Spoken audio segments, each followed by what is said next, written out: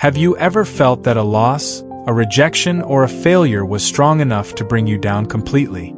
As if all your efforts had been in vain, and you no longer had the strength to carry on? If so, you're not alone. The pain of falling may be brutal, but what really defines your future is not what happened to you, but how you choose to get up. And believe me, inside you is a strength that has not yet been fully tapped.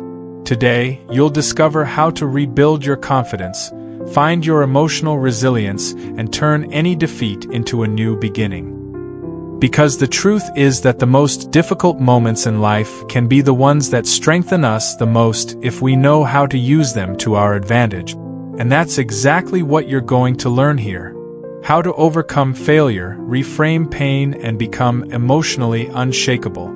So stay until the end, because what you're going to hear today could be the key to turning the tide and giving new meaning to your path. Have you ever felt as if a loss, a rejection, or a failure had lifted you off your feet? As if all the effort you had put into something had been in vain and suddenly nothing made sense anymore? If you've experienced this, whether in your personal or professional life or in any other aspect, know that you're not alone. We all, at some point, face moments when life knocks us down without warning. But there is a big difference between those who stay down and those who get back up even stronger. Emotional resilience is not a special gift that some people possess, it can be developed. And today, you're going to discover how to rebuild your confidence, find your inner strength, and turn any fall into the start of a powerful new chapter in your life. Failure hurts. Being rejected hurts. Losing something or someone can feel like an unbearable blow. And that's not weakness, it's human. The brain interprets failure and rejection similarly to physical pain, activating the same neural circuit. That's why a professional disappointment can make you feel drained of energy, as if you were physically exhausted. Or why an emotional loss can feel like a constant weight on your chest. But the big trap here is not in what happened to you, but in the meaning you give it. If you believe that you failed because you're not good enough, or that you don't deserve a second chance, that thought alone can keep you stuck. But if, instead, you learn to see each fall as a stepping stone to something greater, then your mind and emotions start to work in your favor. And that's exactly what you're going to learn now. The first building block of emotional resilience is self-awareness. Without it, you can end up stuck in destructive patterns without even realizing it. Every time you face a major frustration, there's an inner voice that starts telling you something. What has this voice been telling you? Does it criticize you, diminish you, make you feel incapable? Or does it encourage you to learn and grow? How you talk to yourself defines your ability to recover. A study by the University of Michigan showed that people who use a more positive and compassionate internal dialogue are much more likely to overcome challenges than those who judge themselves harshly.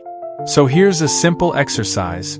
Whenever you find yourself thinking something negative about yourself, replace that phrase with a question.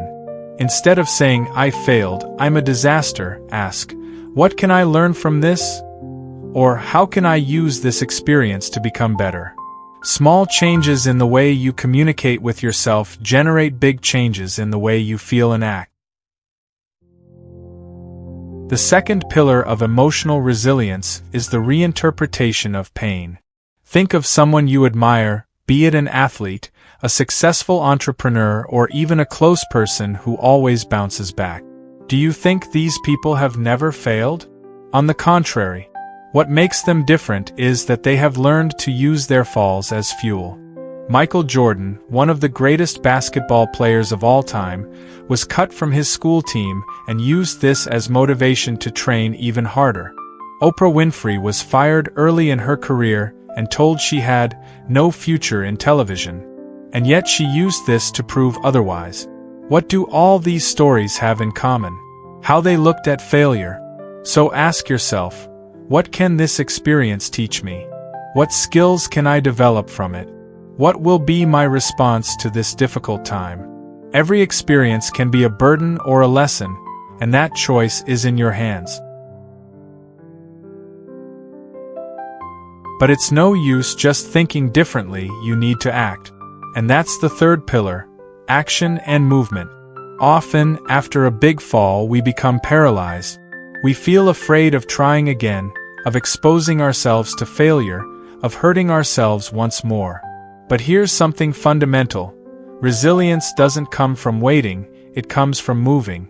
Every little action you take to move forward reinforces to your brain that you are capable. So here's a practical exercise: daily micro-victories. Instead of waiting until you feel ready to take a big step, start with something small.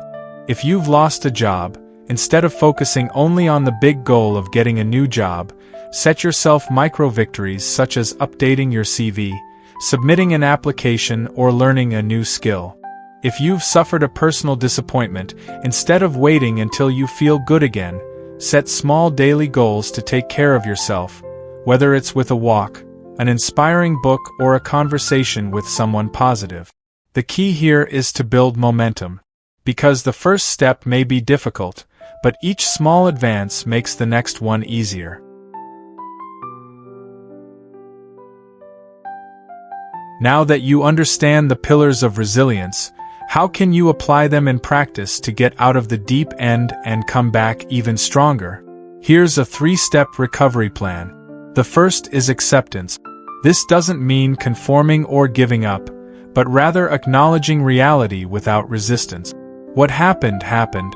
We can't change the past, but we can decide how we move forward. The second step is to adjust your perspective. Instead of asking yourself, "Why did this happen to me?" ask yourself, "How can this make me stronger?" This simple change of focus takes you out of the position of victim and puts you in control of your own story. And the third step is to progressively challenge yourself. If the pain of the fall caused you to shut down, avoid the mistake of staying paralyzed for too long. Set yourself small goals, get out of isolation, confront your fears in a controlled way. Confidence is not rebuilt all at once, but with small daily acts of courage. And finally, remember this: what really matters is not how many times you fall, but how many times you choose to get up. It doesn't matter what has happened to you so far, what matters is what you do from now on. You already have within you everything you need to overcome any challenge. And this video was already the first step. Next, I want to know, which of these strategies resonated with you the most? Leave a comment below and share your experience. And if this video made sense to you, don't keep this knowledge to yourself. Share it with someone who might need to hear it right now. See you in the next video.